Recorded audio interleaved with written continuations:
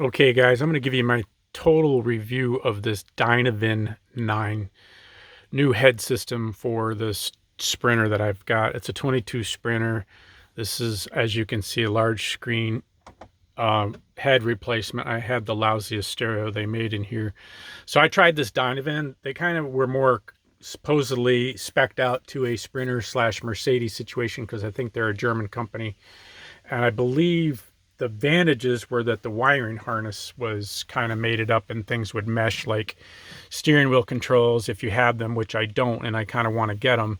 But I was hoping this would be an easier install with things that made it up better. When I first started researching this, I called Crutchfield because I'm a big fan of Crutchfield. They didn't really have any good answers. And in hindsight, obviously, you learn maybe a little bit more. I could have bought one of their heads and made it fit and done some customization, whatever.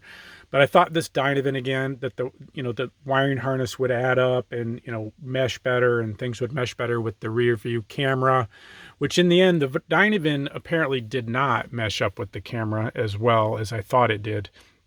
And I knew that before I actually pulled the trigger, but I was hoping to get, the support of a company that seemed like they were specialized in sprinters somewhat. So I made the decision. It wasn't inexpensive. This is their latest one. Let me just go to the home screen. And again, it's called the Dynavin. And I'll put a link down below to it. I have mixed feelings about it. Number one, it was a little bit expensive for these types of head units. You can see a million of them on eBay and Amazon. They're like $230 to $300, $400, whatever. But it seems like they're almost all the same, and they're like $200 to $300.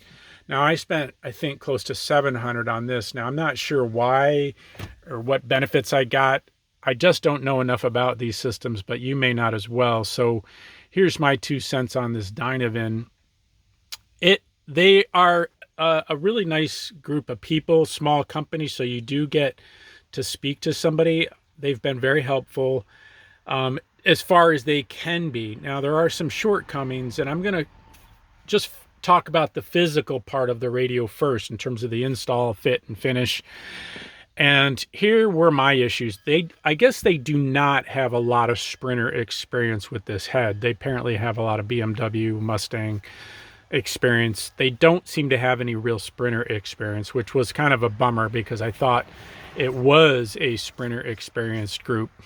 Now, this is a 22 Sprinter. This is a fairly big screen, as you can see. Here were my issues, or are my issues that I still have to resolve. The head unit, you think you're going to get just this faceplate, and it's, thin little faceplate, and it just pops right in, no big deal. You actually get this really big fat brain that is like a full radio body that's, pretty chunky, pretty heavy, and that screws to the back of this. So it extends 7 or 8 inches into the hole, and so you've got this big weight cantilevered off the back of this thing. So it's kind of, and that's what everything plugs into. It's kind of a real, it's kind of heavy. So it puts a lot of force on this trim ring that they send you, this, dash piece, because you're getting this entire new dash piece that you have to insert your vents into. You pull your old dash piece out.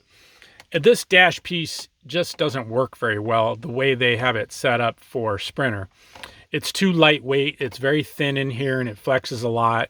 And what happens is that large chunky body, the brain there, hangs off the back of this thing, and it is torquing it downward.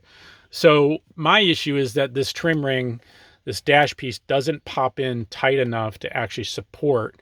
Doesn't have the stiffness in this. It needs more reinforcement, plastic molding, injection molding at the factory along these thin, weak areas to actually support that weight.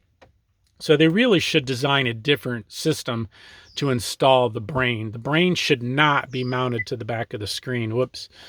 It should be mounted inside in probably, if you take the old radio out, it's like screwed into these 4 screw positions deep down in the cavity, and it's very sturdy. It can't bounce around. It's in there really well. They should have sent a bracket or had a mounting system that you mounted the brain into those 4 screw holes somehow, and then the little ribbon cable would just come out to this, and this would be the only piece sitting in this trim ring.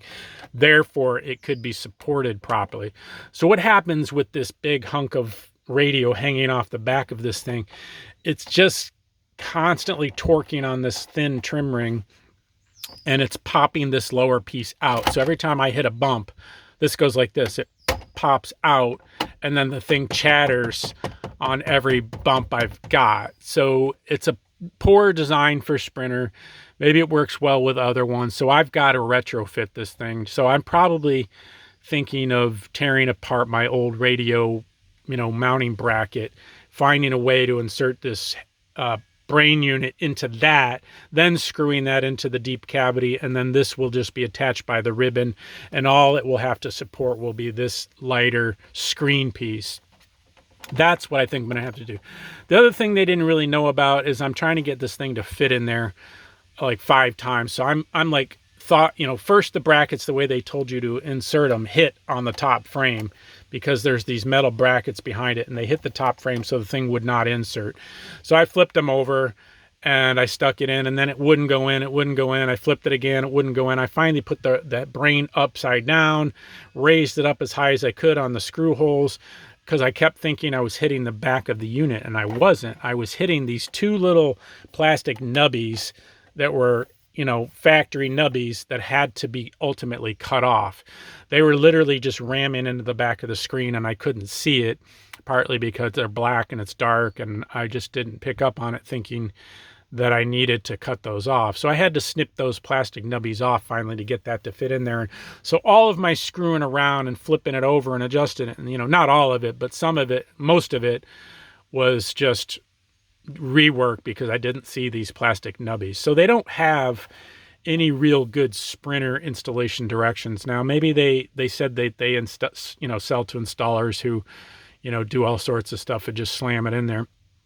I'm always afraid to go to these installers because, they'll cut factory wiring apart and just tear things apart and, bubble gum it. And I just don't trust them. You have to find a really quality installer that you trust to do it right. And so I decided to do it all myself. But obviously I don't have the experience that installers have. So I'm stuck with learning the hard way and finding these things out later. Now, I had some issues where my trim rings for this popped out and wouldn't fit. So I had to pull the entire dash piece out again to mate these because they wouldn't mate while it was inserted. I had to really take it apart and shove them together, snap that in. So now I have to rip this whole dash piece out again, figure out a way to take that brain off, install it into the dash somehow in those factory screw holes so that it's stabilized and it doesn't have this weight hanging off that's tearing this trim ring out all day long. So I've got this kind of rattle bucket right now, which I'm not very happy with. So that's something that you're going to have to learn the hard way. Well, I did, and hopefully I'll save you guys the time and the energy with that. Now, that's the physical part of it. So, a couple more things I'll mention. The GPS antenna in the Sprinter was easy to install in the center speaker channel. Down, you pull the speaker out, put the GPS antenna down in there. You could get it all the way forward. I mentioned this in previous videos, but I'm just going to recap on this too. That worked out well. I was able to run the wire straight down and then back up through the cup holder tray. I've got that out still. I've got other videos to show you. There'll be video links down below. Always look down the body of my video and you'll see other links to more detailed stuff. So physically wise, the head unit, the trim ring is not supportive enough. The dash or the GPS antenna was easy to install. I ran a lot of wires down below here. This little kit is okay. I probably made a mistake of drilling a little bit too large a hole, but the other issue was that the nuts it came with were not properly made at the factory. They were too loose. So they were nice enough to send me a whole nother kit, which I didn't need the whole kit. I just needed the nuts. The small nut was manufactured in a way that it just didn't fit. The larger nut tightens down, so I think I'll take the larger nut out of that package and put 2 larger nuts on here to tighten this up so it doesn't move around. It's kind of loose. But there's other install videos down below. Now let me go into the physical workings of the radio, the electronical workings of the radio. Here's what I don't like and what I do like. I mean, it is a nice large screen. I don't think, even though this is their latest and greatest 9, the upgrade from the 8, I don't think it's as fast as it could be. It has had trouble loading apps, and it's a little slow. I am a fan. I'm always a fan of an actual volume knob because you just want to grab it while you're driving. You know, whoever designed these forgets that you're driving down the highway at 75 miles an hour with a Sprinter van in the wind, and you can't go looking at the radio all day long poking at buttons. I agree that the volume buttons are pretty responsive and they work well. You can see, however, you do have to touch them. You do have to find them, so you do have to look. A big knob would be nice. I know it takes away some screen area, but I still love knobs because you just reach over, you know where the knob is, and you dial it. And that's the end of that. It's not something you have to look for ever again. I would sacrifice some screen for a real knob. And if I had, you know, steering wheel controls, I wouldn't probably be mentioning that, which then I guess in this case, maybe I'm wrong. I'm going to try to get these. These are a pain in the ass to get, but as you guys may know, you got to go to Mercedes and get them programmed. But okay, so I'll give credit to the volume knob. It is responsive. Now, what I would like to see is another set of controls over here, because the passenger may be or should be the person controlling this if you do not have steering wheel controls. So it wouldn't be a bad idea to have some volume controls for the passenger over there. I guess it's not a big deal to reach over, but you know, I think it does work well overall. I'm not quite sure what this is. I mean, I guess it brings you, this is the home button. This one, like, let's say I'm in something. Oh, we got music here. I better get out of there. How do I get out of here? Turn this off. Shoot. I don't want to listen to the radio right now. Let's turn this off. Okay. So you saw that. That's how you kill stuff. I wish that was a little easier. I'm not sure what going here versus what going here means. Let's say I was in media and I want to hit go. This brings me back to the home screen, but so does the home button. So I haven't quite figured out the difference between those two. Let's see here. That brings me back home. That brings me back home. I don't know the difference between the two buttons. There must be something that I'm not figuring out yet, but there's like two home buttons in a sense. That's your power button. One thing I don't care for is I can't turn it off when the van is off, or turn it on when the van is on. My old radio, I just hit the knob, turned the stereo on at any time. It had a timer, timed itself out. So if I was getting dressed for my motocross or motorcycle riding, I could quickly just hit the button, listen to the radio, and it would shut off on a timer. This one, you do have to hit the key to get it to come on. I wish that was a little different.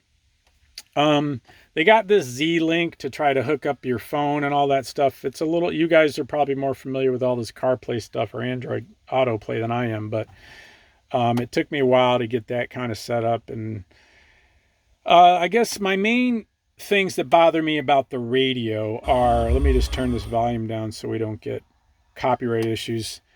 They opted not to have digital radio, which to me was insane because I spent $700 on this thing. And now I don't get the little boxes all colored up with the artist's album cover or the artist's name. I get nothing in these little boxes, which is very disappointing to me because to me it's like, it's ridiculous. It's not, I mean, it's old school. If you're going to buy a quality stereo, you should have digital, and it should have these little boxes filled with the artist's information. So they don't have digital radio in this brand new system. Blows my mind. Bad choice, in my opinion. Okay, let's go to the media. I don't know where the software issues lie. Probably in my phone, but this thing's a little clunky on connecting every time. It's a little slow. And what are some of the other issues I don't care for? Oh, the EQ. Okay, here's like your apps in here. It comes with these apps, and you can barely get YouTube to play. I don't know if it's a RAM issue or a memory issue or whatever, but I think you'd be hard pressed to get some of these things to work. It also comes with this navigation thing that is called, Dynanav or Dynaway or something. I don't know if we want to bother with that thing or not, but I'm going to go home again. Okay, here's what I don't care for as well on the, what do you call it? Equalizer. The equalizer, I mean, remember, we're doing 75 miles an hour down the highway. The equalizer's in two parts. You got to pan back and forth to see the entire equalizer. I think there's enough screen here that they could have compressed the equalizer into one screen and not have us bounce back and forth between screens. The other thing is I would like to be able, if I'm going down the road, I'd like to be able to just drag my finger across this thing and make selections. Like go like this and create a wave, or like that, paint a wave in a sense. But this thing requires you to touch each one, which I get to some degree, and, adjust it. And then go to the next bank and do the same. With all the different music and the different highway sounds, you're constantly needing to adjust the equalizer to different types of music and noise levels, etc. In my opinion, if you want to get some quality out of it while you're cruising down the road. And they've got these factory settings, which this is it. They're not great and they're not tweakable. The only one tweakable is the user setting, and that's a real bummer in my opinion. You get one equalizer customization setting, and that's it. There should be 10 or 20, and that's a huge beef for me, is that there's no customization other than this one slot. So I would love to be able to have, at least 10 choices. I mean, that's not difficult to write into the software and have a little memory thing for 10 different settings, or even 5 more, but or to be able to maybe customize these rock settings. I mean, I like having original factory settings so you can get back to square one, but I think it really should have a lot more tweakability in custom settings for your user setting. It should be maybe customized to your name. If you want to put in your name, you could have, my name and my wife's name, or whatever, your friend's name. And the phone thing bothers me a little bit in that it doesn't return to the original screen. It just stays here. So if you get a call and you're done with the call, in my opinion, it should go back to where you were. It doesn't do that as far as I've seen. Also dimming the screen. At night, it's tough on your eyes. It's if you have bright lights in the cab. I think there should be a dimmer button that's instant. I think you should be able to just touch somewhere on the screen and have like screen adjustability, or even blackout, all the way up and all the way down to blackout immediately from any screen. I should be able to touch it like up here and go dim it or brighten it or black it out, because when you're driving long hours at night in some of these vans, as we are, you need to be able to reduce eye fatigue and adjust the screen quickly. You don't have time to go into these settings all over here and find the silly, screen adjustment, which is, finally into here. I've already done 4 keystrokes while I'm driving down the highway at 70, and I've got to adjust the brightness, and I don't know where the silly thing is. There it is. I've got it all the way down. I can't black it out. It's not a great setup there. I think they should adjust that too. So if I were to do it again, it's quite a bit of money in my opinion. I don't have a lot of experience, or I have no experience with other head units like this, so I can't say for sure. But I don't know if Alpine or those guys have something a little more intuitive or a little better with the adjustments on the EQ, or a little better with, things like that. The digital radio thing bothers me. Like I said, I'm going to have nothing in these boxes, no information. I guess I've got a little information up here. Let's see. Yeah, I guess I do have some information. I just wish it had like the boxes filled in. But all right, that's my overall review of this. It's a 50-50 review. The support has been great. The people are great. But they obviously can't offer you answers for some of these issues. The installation, they don't know really anything about it for a Sprinter. So you're kind of on your own. I mentioned some of the issues. They haven't given me an answer to this trim ring issue popping out and vibrating. I think it's just because they don't have one. They were super kind enough to send me another kit just because I have loose bolts on this thing that were manufactured improperly. And they sent me an adapter for the antenna. The other thing is the antenna adapter for the Sprinter didn't fit, so I had to cram it onto the FM connection, and it's locked down there now. And they did send me an adapter somewhere, but and that was kind of them. They sent it at their own expense, and they've been helpful. They very helpful. So I do like the people a lot. I'm not sure what I would do second time around. I might try to just push Crutchfield to give me something that fit in here, and understand that I may do some more cutting, customizing.